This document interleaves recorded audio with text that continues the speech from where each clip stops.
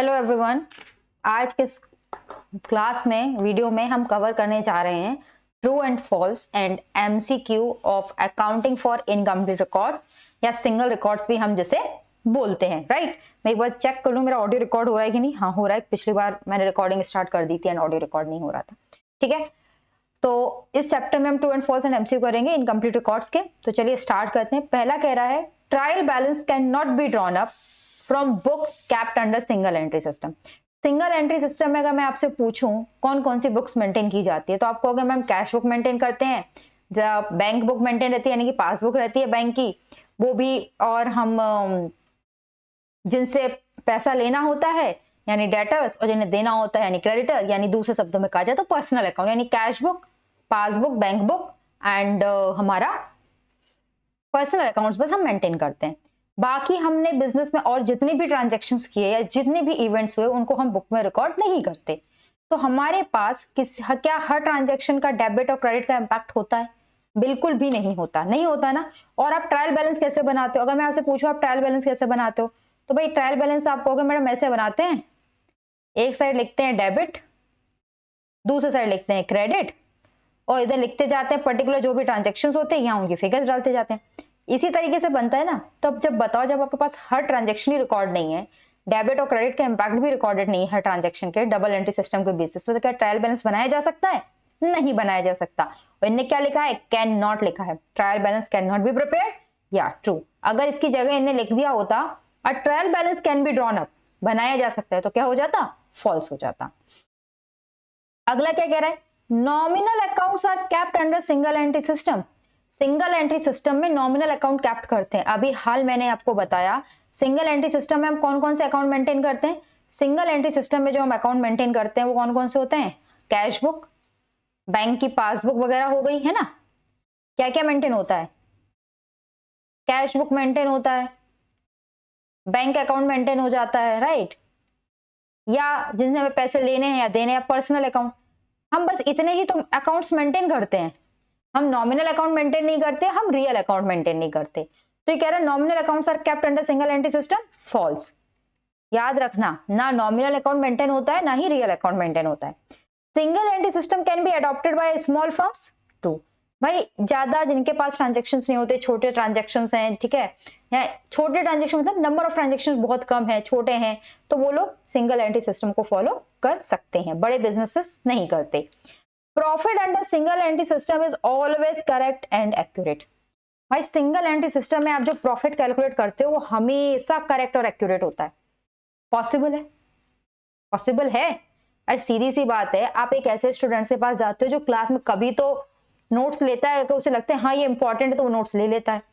जब उसे लगता है कि ये टीचर जो पढ़ा रहा है टोटल बकवास है, वो नोट्स नहीं लेता। वो उसकी मर्जी है, जो उसे इंपॉर्टेंट लगता है वो नोट्स लेता है, जो उसे इंपॉर्टेंट नहीं लगता वो नोट्स नहीं लेता। तो क्या उसके नोट्स पूरी तरीके से कंप्लीट, करेक्ट एंड एक्यूरेट होंगे? बिल्कुल नहीं होंगे। और सिंगल एंट्री सिस्टम में भी क्या होता है, जो ओनर को लगता है कि भाई ये इंपॉर्टेंट है, इससे मेरे टैक्स कैलकुलेशन हो जाएगी, इससे मेरा मोटा मोटा प्रॉफिट निकल आएगा, वो उतना ही मेंटेन करता है। तो क्या आप एक्यूरेट और करेक्ट प्रॉफिट निकाल सकते हो? डेफिनेटली नहीं निकाल सकते। तो अगेन इट्स फॉल्स। मैं ट्रू लिख रही थी, right. Profits computed under single entity system by different business entities are not comparable. आप बताओ, मैंने अभी आपको एक एग्जांपल दिया, ठीक है। एक स्टूडेंट है जिसको जो चीज इंपॉर्टेंट लगती है वो रिकॉर्ड कर लेता है, राइट। जो चीज इंपॉर्टेंट नहीं लगती उसको वो बुक में रिकॉर्ड नहीं करता, उसको वो नोट नहीं करता। अब ऐसे दो स्टूडेंट है, एक स्टूडेंट रवि है, एक स्टूडेंट कवि है। दो स्टूडेंट है रवि एंड कवि, और दोनों की यही आदत है। जो रवि को इंपॉर्टेंट लगता है वो अपनी बुक में रिकॉर्ड करता है, कॉपी में रिकॉर्ड करता है, टीचर का पढ़ाया हुआ, और जो कवि को इंपॉर्टेंट लगता है वो कवि अपनी नोटबुक में। अब आप मुझे एक बात बताओ, जब आप दोनों की नोटबुक को कंपेयर करोगे तो क्या हो सकता है कि दोनों ने एक ही चीज को इंपॉर्टेंट मान के रिकॉर्ड किया हो? नहीं हो सकता, डिफरेंस मिलेंगे।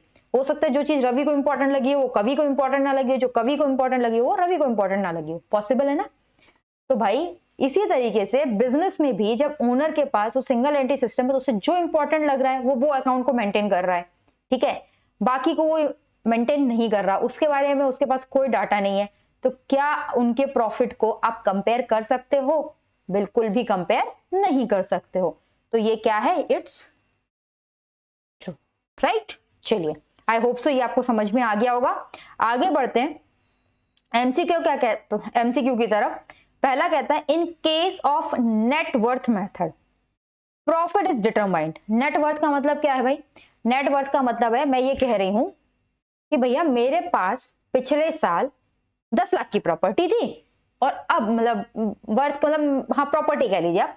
मैं ये कह रही हूँ मेरे पास पिछले साल 10 लाख रुपए प्रॉपर्टी थी और अब मेरी प्रॉपर्टी जो है इस साल बढ़ के मान लो 15 लाख हो गई, तो मेरे को कितना प्रॉफिट हुआ? 5 लाख का हुआ, राइट? 5 लाख का हुआ। तो वही होता है नेटवर्थ। भैया पिछले साल मेरी कैपिटल इतनी थी, पिछले साल मेरी कैपिटल 10 लाख थी, इस साल मेरी कैपिटल 15 लाख हो गई। तो भाई 10 लाख से 15 लाख कैपिटल कैसे हो सकती है? जब आपको प्रॉफिट हुआ हो, तो वो 5 लाख क्या है? आपका प्रॉफिट है, राइट? तो in case of net worth method क्या कह रहा है? In case of net worth method profit is determined. अब प्रॉफिट कैसे निकालते हो? प्रॉफिट कैसे निकालते हो? Trading and profit and loss account बनाकर।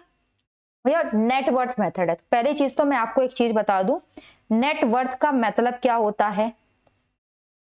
नेटवर्थ का मतलब ही होता है आपके पास टोटल असेट्स, ठीक है ना, या आपकी कैपिटल, ठीक है ना, टोटल कैपिटल, ये आपकी वर्थ है। यानी आप एक चीज देखो, ये दोनों की दोनों चीजें जो आपको मिल रही है वो कहां से मिलेंगी? बैलेंस शीट से मिलेंगी ना। तो trading and profit and loss account तो यूज ही नहीं कर सकते। दूसरा, comparing capital in the beginning with the capital at the end of the accounting period. And last, comparing net asset in the beginning with the net asset at the end of the accounting period. कौन सा method आप follow करोगे? तो भाई net worth क्या होती है? आपकी कैपिटल। क्या होती है? आपकी कैपिटल। बिजनेस में आपकी कैपिटल होती है एंड रियल लाइफ में आपकी प्रॉपर्टीज या आपकी असेट्स होती हैं। तो क्या होती है? कैपिटल होती है। तो आप क्या करोगे? आप ये मेथड फॉलो करोगे। कंपेयर, मैं ये कह रही हूं कि भाई ओपनिंग में यानी बिगिनिंग में मेरी जो कैपिटल थी वो 10 लाख थी, ठीक है, 10 लाख थी। अब क्लोजिंग में मेरी कैपिटल 12 लाख हो गई। कितनी हो गई? 12 लाख हो गई। तो ये जो मेरी कैपिटल 12 लाख हुई वो किस वजह से हुई? क्योंकि भाई मुझे 2 लाख का प्रॉफिट हुआ, है ना, 2 लाख का प्रॉफिट हुआ, ठीक है, इसलिए मेरी कैपिटल 12 लाख की हो गई, राइट? चलिए, single entry system can be followed by small firm, joint stock company या कोऑपरेटिव सोसाइटी। ये तो बहुत सिंपल है, small firms. Closing capital is calculated as. Closing capital कैसे कैलकुलेट करते हैं? तो हमारे पास सबसे पहले क्या होती है, आप सब मुझे एक बात बताओ, ठीक है? क्लोजिंग कैपिटल कैसे कैलकुलेट करते हैं? ऑप्शन देने से पहले सबसे पहले हमारे पास क्या होती है? ओपनिंग कैपिटल होती है ना। हम क्या करेंगे? हम सोचते हैं इसमें जितना भी हमारे पास साल में प्रॉफिट आता है उसे हम कहां ट्रांसफर कर देते हैं? कैपिटल अकाउंट में ट्रांसफर कर देते हैं। साथ ही साथ अगर कोई कैपिटल हमने इंट्रोड्यूस करी तो हम क्या लिखते हैं? Addition of capital. अगर आपने कैपिटल इंट्रोड्यूस करी तो एडिशन ऑफ कैपिटल लिखते हो। अगर पैसा बिजनेस से निकाल लिया आपने खर्चे के लिए तो आप उसको क्या करते हो? ड्राइंग को माइनस कर देते हो, कर देते हो। इसके बाद आपके पास आ जाता है क्या? Closing capital. यही होता है, यही होता है ना। चलो, अभी क्या कह रहा है? क्लोजिंग कैपिटल कैसे कैलकुलेट करोगे? Opening capital plus additional capital minus drawing. यहां प्रॉफिट नहीं है। Opening capital plus additional capital minus drawing plus profit. Opening capital plus additional capital plus drawing minus profit. अब आप इससे ना मैच करके देखो, ओपनिंग कैपिटल इसमें भी है, इसमें भी है, इसमें भी है, ठीक है। एडिशनल कैपिटल तीनों में, ठीक है। ड्राइंग माइनस होती है, ठीक है, लेकिन यहाँ प्रॉफिट को ऐड नहीं किया है तो गलत। यहाँ ओपनिंग कैपिटल है, एडिशनल कैपिटल है, ड्राइंग माइनस होगी प्लस प्रॉफिट है, ये सही है, ठीक है। यहाँ पे ये गलत क्यों? क्योंकि हम प्रॉफिट को माइनस नहीं करते, हम प्रॉफिट को ऐड करते हैं, इसलिए ये गलत है।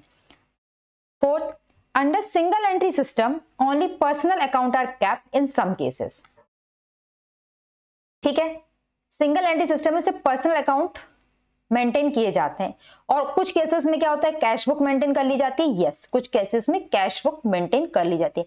फिक्स एसेट हमारे मेंटेन नहीं किए जाते, लायबिलिटी अकाउंट हमारी मेंटेन नहीं की जाती। चलिए, fifth question, closing capital of mister B. आपको क्या दिया हुआ है? आपको क्लोजिंग कैपिटल दिया हुआ है। चलो हम एक काम करते हैं, बहुत सिंपल सा है, इसको ना ऐसे लिख लेते हैं, क्लोजिंग कैपिटल, ठीक है, इक्वल होता है क्या? Opening capital plus additional capital, ठीक है, प्लस प्रॉफिट माइनस ड्राइंग, यही होता है। अब देखो क्या क्या दिया हुआ है। आपको कह रहे हैं क्लोजिंग कैपिटल आपकी 4 लाख है, ठीक है, हमारी क्लोजिंग कैपिटल 4 लाख है, मान गए।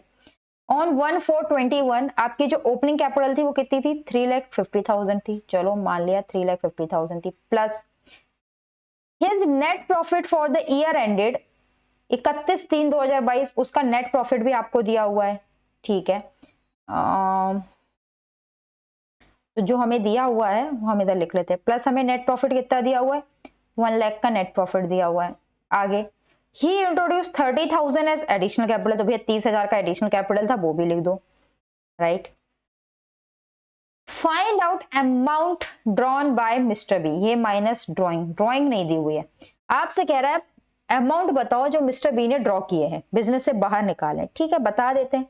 4 लाख का क्लोजिंग कैपिटल है, इक्वल 350 प्लस 1 450 प्लस 30 कितना हो जाएगा, 4,80,000 माइनस ड्रॉइंग, कोई से डेबिट ना पढ़ ले, मैं पूरे लिख देती हूँ ड्रॉइंग। अब मैथ्स तो आपने बचपन में पढ़ी है ना, निकाल लो कितना हो जाएगा, drawing equal 4,80,000 minus 4 lakh equal 80,000, कितने पैसे निकाले, 80,000 रुपीज, ठीक है।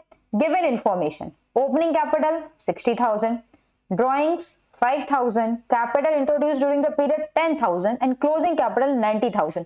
प्रॉफिट अर्न बताना है, क्या दिक्कत है, अगेन सेम फॉर्मूले में रख दो, क्लोजिंग कैपिटल कितना है 90,000 इक्वल ओपनिंग कैपिटल 60,000, ठीक है, ड्रॉइंग माइनस 5,000 कर दो, ड्रॉइंग है तो, ठीक है, कैपिटल इंट्रोड्यूस कितने की 10,000 ऐड कर दो, प्लस प्रॉफिट, प्रॉफिट तो ऐड होता है ना, तो प्रॉफिट लिख दो, प्रॉफिट ऐड कर दो, देखो क्या हो जाएगा 90,000 इक्वल 60 प्लस 10 70, 70 से माइनस के 65,000, 65,000 प्लस प्रॉफिट, प्रॉफिट कितना हो जाएगा 90,000 माइनस 65,000।